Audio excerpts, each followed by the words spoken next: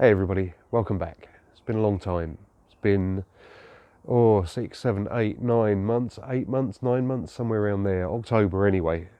And now it's late June and the summer is here and the garden's looking wonderful. But we have weathered the storm of COVID. We spent a lot of time 3D printing protective equipment for healthcare workers. Thank you to everybody on Facebook who donated to that. Now that the panic and the rush is over, we've been back to the boat a couple of times.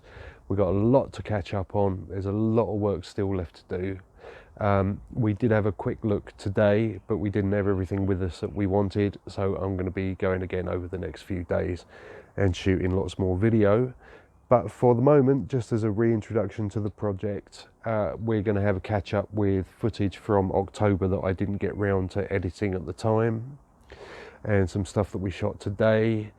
And I'm going to be shooting more over the course of the next week. This will be going out on Patreon first, as usual, and on Facebook later. So thank you to all our patrons. We really do appreciate your support. It's very, very kind of you. And we hope you enjoy the progress that we're going to make over the next few months. Honestly, we are. We really are. Hey folks, quick Sunday trip to the boat. It's 12 o'clock and we have a recurring leak and we've got water under there again. So I'm going to have to shift some stuff around to get to that leak and mop that up and strip that back, find out exactly where the leak is on the outside and plug it up. There's no other leaks at all. None of the windows are leaking. None of the windows that we've done are leaking anyway. There is a slight leak from one of the front ones. I'm going to set some cameras up and set to dealing with this leak. Oh folks, okay, I'm removing this, I've removed the aluminium plate that was here, and I discover to my infinite concern that the wood there absolutely rotten inside and out. That's all the way through.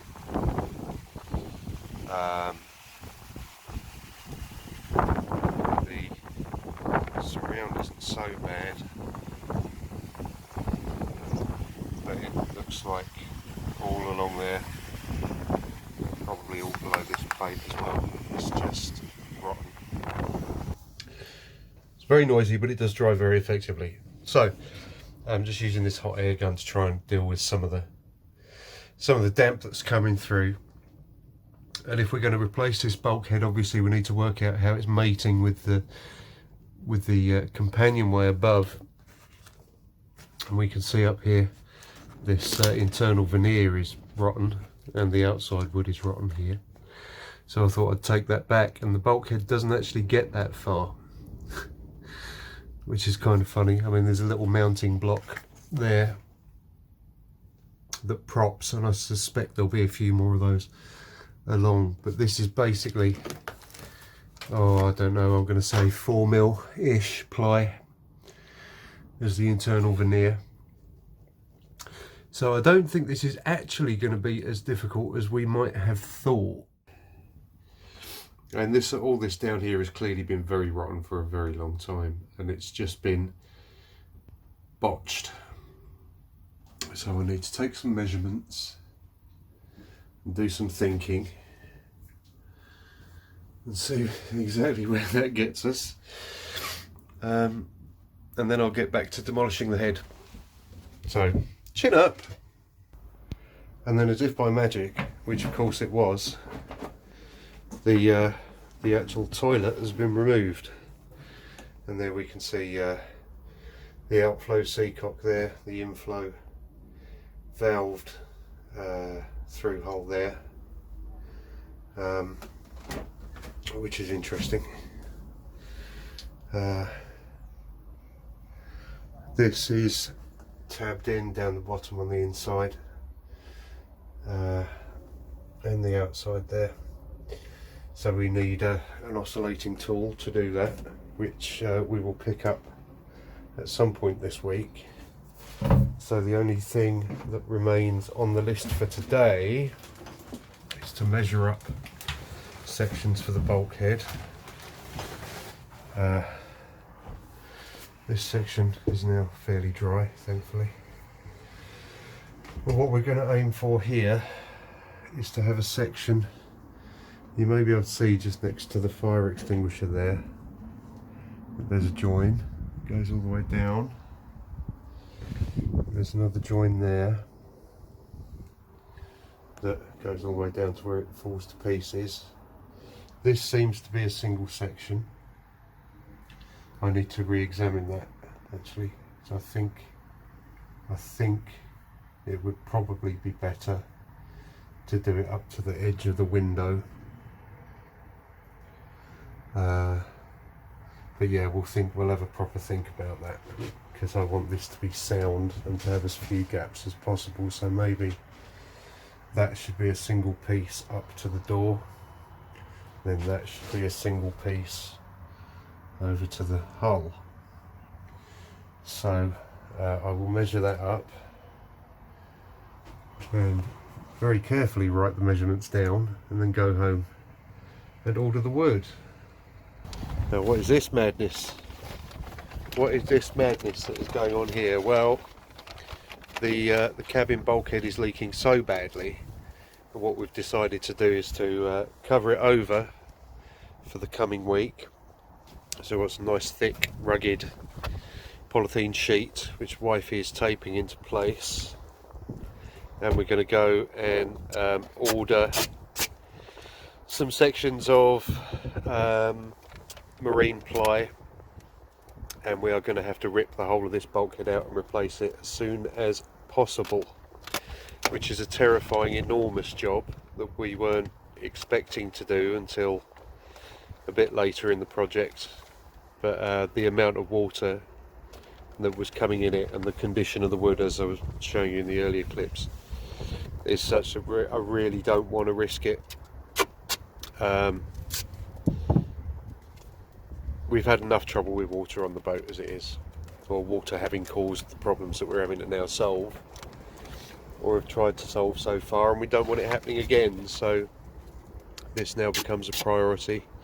So we're just making it reasonably weather tight, and then we will go and order the wood and plan out how the hell exactly we're going to take out the old one and put in the new one, because I suspect we're going to have to do propping and removal in sections and installing in sections and all sorts of fun stuff. So there we are. These are the trials and tribulations of boat maintenance, but we keep smiling, don't we, darling?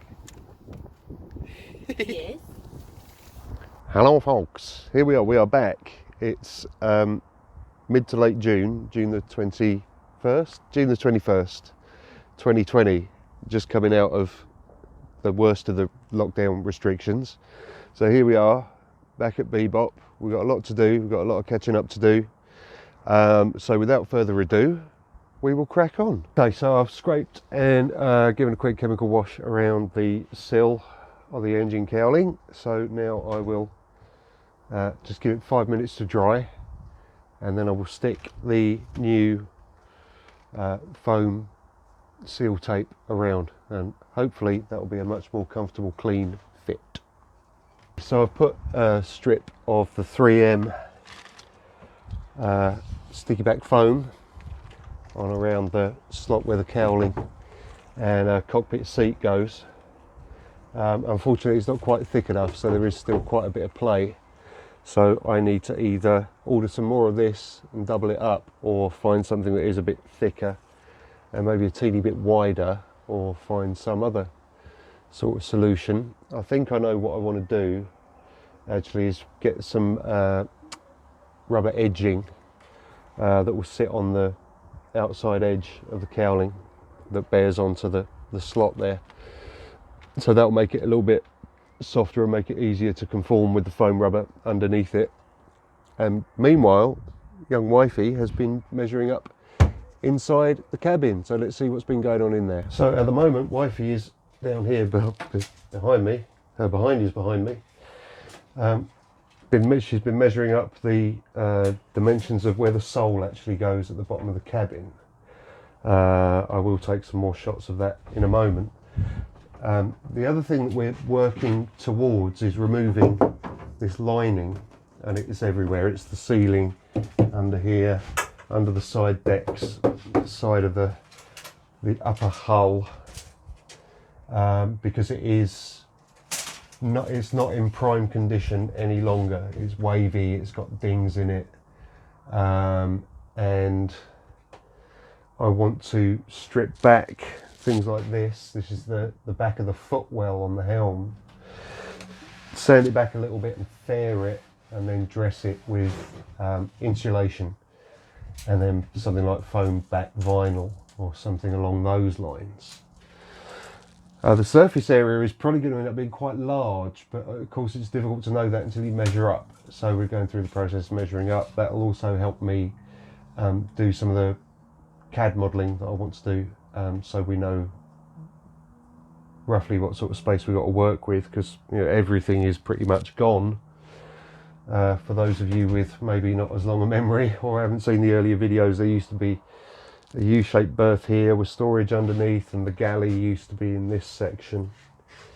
All of that is going to be replaced. All along the side of the hull, the main hull, is going to be sanded and faired, so it's nice. And we'll put insulation here, even if we don't dress it with vinyl. Insulation is very important in a boat. You want to try and avoid as much condensation as is possible. So there's still lots and lots to do, and it's going to take us a long time and a lot of effort, but we know roughly what we want to do. Now it's just a question of modelling it, finding good material suppliers, and actually cracking on and doing the work. And it's very, very warm, so we're going to stop and have a little drinky break. So as I was saying, just on the previous little section, this is the inside of the hull. This is where the galley used to be, galley cupboards, and you can see where the worktop level was, just here. We've got a little bit of old aluminium flashing there, make it easy for you to see the level. So this is, there's mucky gel coat, and there's little bits of tabbing left where we've removed the old galley. It's the same on the other side behind where the berths were. So this is all going to be sanded back and faired, and then gel coated to make it more pleasant, more pristine. And then there'll be a layer of insulation, probably either foil backed bubble wrap is what I'm thinking of using at the moment. And for behind the galley, that will suffice. On the other side, however, things are ever so slightly different. So over here, this is the inside of the hull where the U-shaped double berth was, and there was a risey droppy table to fill in the gap in the middle, obviously. You should be able to see that line running across there. That was the line of the berth, the top of the seat stroke berths. So from there upwards, there was a panel of dressed ply, which obviously being from the late 60s was in a slightly sad state. So that was one of the first things that we had to remove. So that also will be sanded back, faired, gel coated, insulation, and then the vinyl on top. We may also put some padding foam behind that, or put poppers in and have, those are the sorts of details that we need to decide on. And the same with the ply that's out of shot that way, which forms the midships bulkhead. So behind this pressure washer is the midships bulkhead, which also supports the helm seat and provides a lot of structural rigidity to the centre of the boat amidships. That again needs to be removed, which is not going to be a massively easy job, but it does need to be done.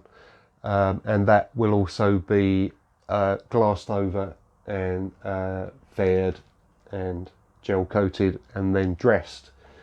No need to insulate that because obviously that's purely internal. And the section all the way up, so that's the back of the helm footwell, and that's where the skipper's bum goes, so I won't poke through too far. So all of that will be dressed and nice and tidy. There will be a nav screen there which will be mirrored up on the helm. I know pretty much what I'm going to do with that. That's going to be a Raspberry Pi running OpenCPN, with the navigation instrumentation will be up on the helm, the GPS antenna up on the top of the hard top. But we've also got I've got a good compass component that can be attached to the Pi, which also has an accelerometer, so that will tell you the aspect of the boat in the water, which is nice. So nav screen there, which will double up as an entertainment system, mirrored up on the helm. That will augment the instrumentation that we're going to keep. I'm going to keep the original Volvo Penta rev counters, temperature monitor, gauge. And there's something else up there. Battery. No, the battery one needs replacing. And there's a really wanky engine hours counter for both engines. They definitely need replacing. Because if we're going to overhaul the engines, the number on it is going to be meaningless anyway. So this is the saloon. That's what we're going to do as far as the basic dressing of it goes, all the way back to the hull. How we arrange the seating, we don't know. And the same for the galley, but it shouldn't be too complicated. But let's have a quick look at where the head used to be and the forward cabin, because we haven't had a look around the boat for a long time and I need to refresh my memory. It really is punishingly hot. So here we are. This is the head, or what's left of the head. I need to remove this load of wood, this bulkhead which separates effectively the main cabin from the forward cabin. Also needs to be replaced. Actually, I am going to have a closer look at the wood because it might be reusable. We'll have a look. We'll have a think about that. We're starting to make decisions about what we're going to do in the head, and for the moment I think we're going to have a cartridge toilet and a sink, and that's about it. And then next year, or maybe the year after, we'll put a foul water tank and a macerator electric loo, so that we can go longer without having to dock and empty out, which would be quite nice, because we do want to think about being able to make slightly longer voyages than just up the river and back. And behind me here, if I just move you, please don't get dizzy, I'll just bring you around like that. Mind the microphone wire, and then I shall move back like this.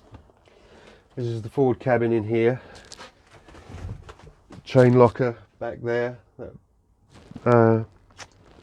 That's going to need replacing because it is old and quite clearly water damaged, and obviously hasn't been varnished as often as it should have been. This is the lining. This is the same line. I mean, it goes all the way through the boat, you know, from there where you can see it sagging down, which has caused me a bit of concern, and we are worried that the forward deck is a bit floppy, so we're going to reinforce it. But again, this is going to be the side panels will be sanded back, faired, gel coated, dressed in insulation, and then foam back vinyl or whatever. These windows need to come out in order to remove the lining, and we also know that there's some cracking around these corners on the outside. They've been sort of botch filled before, so we need to refill and redress those, but that's fine because everything outside is going to be sanded and faired and primed and painted, layer after layer after layer. Here we are out on the forward deck, and I hope the wind noise isn't too much. I'll just try and hunker down a little bit more, get out of it. Here we are on the forward deck, and this is the area I was talking about when we were inside, where there's been a kind of a botch repair. Somebody's basically just poured resin on it, so that's going to have to be ground right back to see how bad that damage is. These windows again have to come out, be resealed and polished. All of the deck hardware needs to come off, so that's these guys those cleats,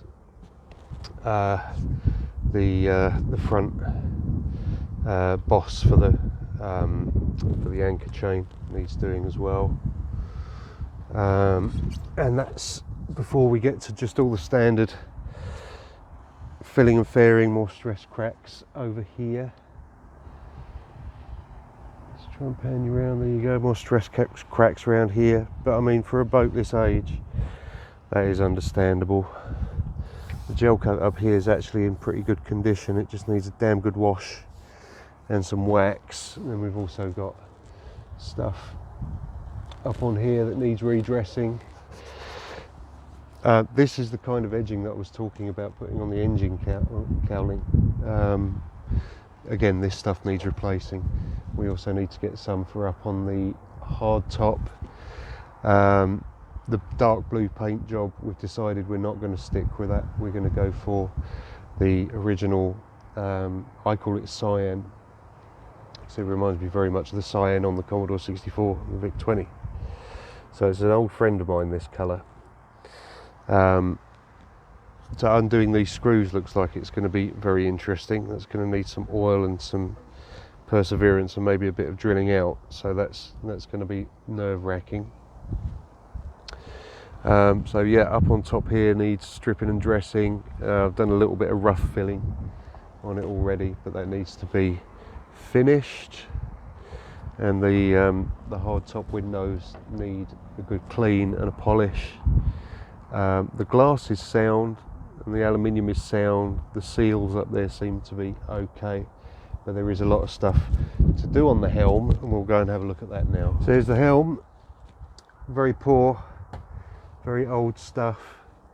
The red Volvo panel I would like to save and polish and repaint it. I'm going to change the wheel, the throttles I'm going to renew.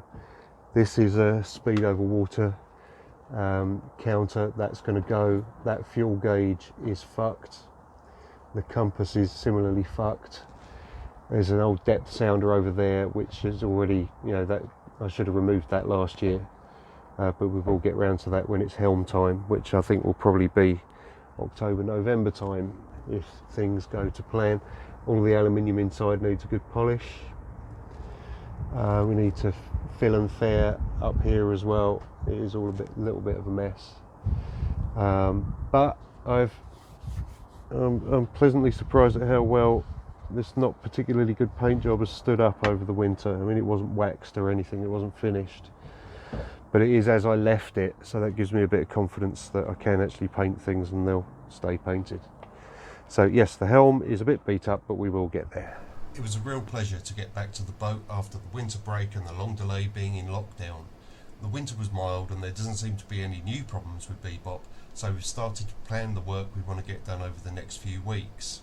That's all going to be in the next episode, number 8 already, and we'd really like for you to join us, so click on that subscribe button and the notification bell, or you could even join us on Patreon at www.patreon.com/boatprojectfury if you'd like to help us towards the finishing line and maybe even see us on the water discovering new places and people once Bebop is finished and ready to splash.